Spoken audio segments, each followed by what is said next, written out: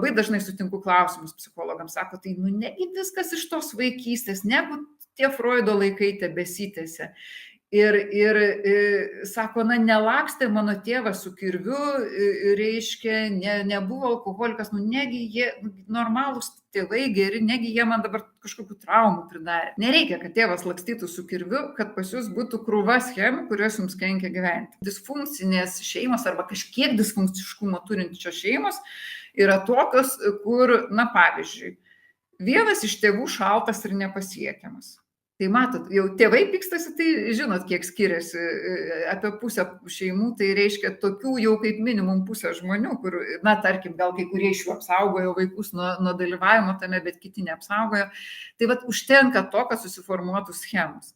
Ir tas buvęs skausmas, tie nepatenkinti svarbiausi poreikiai, na, pavyzdžiui, vaikas, kuris taiko tėvus, nepatenkinti kokie jo poreikiai, jis nejaučia saugumo, jo saugumo poreikis nepatenkintas, ryšio, gal tie tėvai per daug užsiėmė viens kitų ryšio nepatenkintas, na ir taip toliau. Tai vat tie nepatenkinti poreikiai tampa tarsi neišmokta pamoka. Tu neišmokai jų vaikystėje gerai patenkinti ir tau ir suaugusiam amžiui tu nemoki. Tu nemoki sau užsigarantuoti saugumo santykiuose.